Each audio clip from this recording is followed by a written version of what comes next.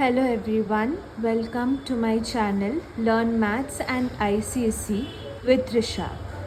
So from today onwards, I'm going to start physics and chemistry along with maths that will be done. Physics and maths is only being done for class 10 students because my focus is for them for the ICSE now, but later on other classes will also get added. So today we are starting with study of compounds and the chapter HCl. These are my handwritten notes, and I have these notes are done making seeing the contents of two books specifically, and whichever book I like the content is much better, I have added them in these notes. So while studying, you can take a screenshot of it, or you can just write down as we go along. So without wasting any time, let's get started. So now let us start with the introduction and physical properties of HCl or hydrochloride. Now the relative molecular mass of HCl. We know H has how much? 1 molecular weight and 35.5 for chlorine. So when we add, we get 36.5 relative molecular mass for hydrogen chloride. For chemical bond, HCl is a polar covalent bond. Why? Because hydrogen has 1 electron and chlorine has 7 electrons in it. So hydrogen wants to give away the electron to chlorine so that it attains a nature almost like helium, and chlorine also wants to give its electron to hydrogen so that it forms like argon, because all of these transfer is being done to be in the stable state. Okay, so now while this giving and taking policy, it creates a partial charge towards each of itself. Okay, that is delta negative and delta positive. So this particular nature is called being polar, or forming polar covalent bond. Understood? Now color it will be colorless. Smell is pungent with choking odor. Now corrosive in nature. HCl gas, when it reacts with water, it tends to form HCl acid or HCl aqueous. It has a tendency to when it comes in contact with eyes, nose and throat, it tends to irritate them. So, and denser than air, it is denser than air and highly soluble in water. Okay, these last 2 points have an experiment in your respective books. Do go through that, and what I'm going to do is now explain the experiment to you. So first experiment is denser than air. How? To prove this, HCl gas is collected in one jar, and in it and in another jar one candle is taken and it's lit. Now from this glass jar, HCl glass jar, it is being poured. Now you can think that how can a gas be poured? Remember, it is denser than air, so it is going to have some density here. So when it's pouring, what is happening is this particular air inside it, normal air, is going out. Okay, that is oxygen, and it's being filled. So when it is filled, it displaces the air. Now the candle extinguishes. This proves that it is denser than air. And one more thing is that it is not a supporter of combustion. Now for point number 7, that is highly soluble in water, HCl, we conduct an experiment. Its name is fountain experiment. So in this particular experiment, there are few requirements of it. First, a dry glass flask containing dry HCl gas, a dropper that will have or contain water in it, and this blue solution is known as the blue litmus solution. This glass jar and this blue solution is connected via a jet tube. Now what is happening in this experiment is this dropper is being pressed. When this dropper is pressed, what it does, it spurts out some water. As this flask has HCl gas in it, it absorbs the water molecules and it becomes HCl gas to HCl aqueous. Okay. Now on this particular action, it creates a low pressure. Okay, and it creates an atmospheric pressure. As it creates low pressure here, so in this case the pressure, atmospheric pressure here will get high. So this particular difference allows this blue litmus solution transporting from this jet tube inside and spurting out as red litmus solution. Okay, I hope you understood this experiment very well. So now let us read.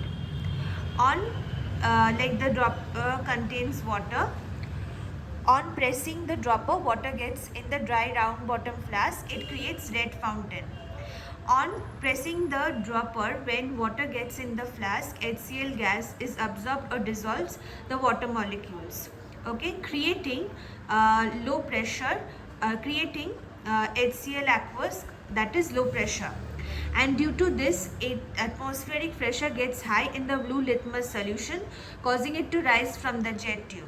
Thus, when HCl aqueous acid plus blue litmus turns to red litmus. This is an important experiment. I have generally explained. Along with this is the note. Please go through this again and do let me know in the comments if you have any doubts. Now, laboratory preparation of HCl gas. So we are first going to divide this process into 3 steps. First step, second step and third step. Now for the first step, the reactants that are used here are concentrated concentrated H2SO4 and NaCl. First, this NaCl here and concentrated H2SO4 here. Now here there will be 2 reactions we see, that is one below 200 degrees Celsius and one above 200 degrees Celsius. So in this case, for the below 200 degrees Celsius, the reaction is NaCl, that is solid, plus concentrated H2SO4 as aqueous, temperature below 200 degree. So that is it gives NaHSO4 solid plus HCl gas. Okay. Now for the second case is above 200 degrees Celsius. So that is 2 NaClS, that is solid, plus concentrated H2SO4 as aqueous, temperature obviously greater than 200. So now it gives as Na2SO4 solid plus 2 HCl gas. But in these 2 cases, one case is only preferred, that is the reaction below 200 degrees Celsius and not reaction above 200 degrees Celsius. Okay, this question is also asked in ICSE, that why does this happen? The main reason being that if the temperature is above 200, the fuels naturally gets wasted. Even at these high temperature, these apparatus tend to crack. Again, Na2SO4, it forms a hard crust, so hard that it tends to stick in the glass apparatus. So that is the reason reactions above 200 is not considered or preferred over below 200 degrees Celsius. Okay. Now for the second case or the second step, we see that this HCl gas, okay, it forms HCl. Now HCl gas, okay, is moist. It will have some water elements in it. So HCl gas being moist transfers through this tube and gets inside this jar. Because we are doing experiment for HCl gas. So we generally don't want any water element or HCl aqueous to be formed, because it will form if it is HCl aqueous, it is HCl acid. So we are not preparing that. We are preparing HCl gas. So it needs to be dry. So on passing this gas in this jar has concentrated H2SO4. This concentrated H2SO4 acts as what? Drying agent or dehydrating agent. Okay. After drying this moist HCl, it passes through this particular tube, and in this what is happening here is, after drying, what is left? HCl gas only. So this gas is passed through this tube and collected in here in this jar. Okay, so this as dry HCl gas. Okay. So here there is a question always asked, that is why concentrated H2SO4 or anhydrous calcium chloride CaCl2 is only used for dry HCl gas and not CaO or P2O5. So the reason being is anhydrous calcium chloride, okay, it acts as a kind of a catalyst so participates in the reaction and all, it okay, but it participates, this CaCl2 participates in the reaction, okay, but only as drying agent. So you can see moist HCl comes, and this is anhydrous CaCl2. Okay, it dries the moist HCl gas completely and then sends it out. So you can understand it more as when you go to the washroom to take a shower. So when you come out, what you do to yourself, you dry with a towel. So that towel acts as what? As calcium chloride. Okay, so it is completely drying you out and then sending it you away like dry HCl. Okay, now for concentrated H2SO4, it is a drying and a dehydrating agent, we know.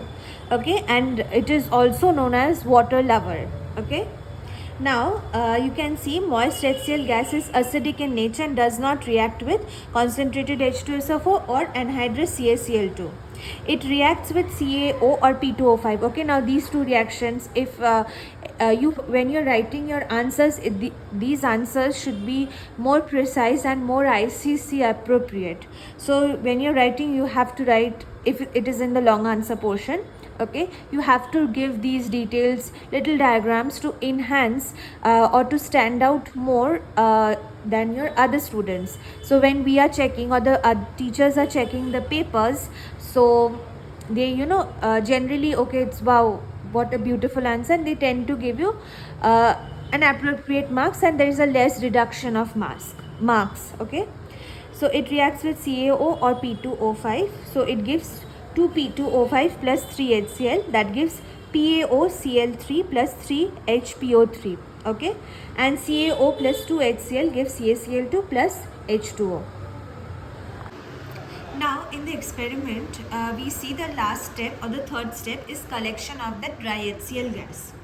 So here HCl gas gets collected by upward displacement of air. Remember, upward displacement of air.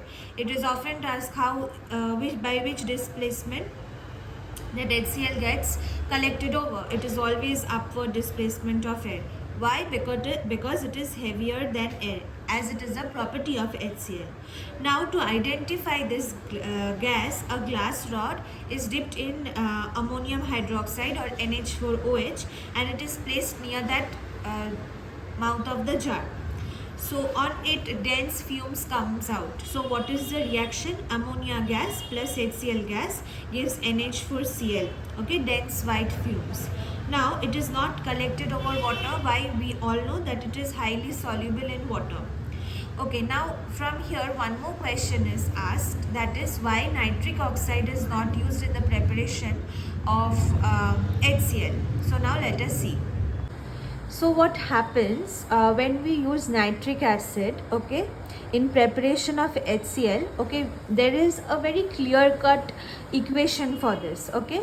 but that equation is this: NaCl plus concentrated HNO3, temperature less than equal to 200 degrees Celsius, it gives NaNO3 plus HCl. Okay, it is theoretically possible, not practically. Why? Because this reaction is not forming, because it is a very volatile acid and it converts to vapor as soon as it is heated. Okay, now apart from HCl gas, we will also be seeing that nitric acid gas, which is unnecessary, and we don't need this for HCl preparation. So that is the reason nitric acid is not used in preparation of HCl. So now we stop here. I am doing little by little so that every student gets hold of this chapter, understand chemistry little by little, because every step counts. Okay, every drop makes the ocean. I don't want to rush now. First, I prefer students understanding, grasping a little bit, then adding on to it. So we are going to continue the HCl aqueous in our next class.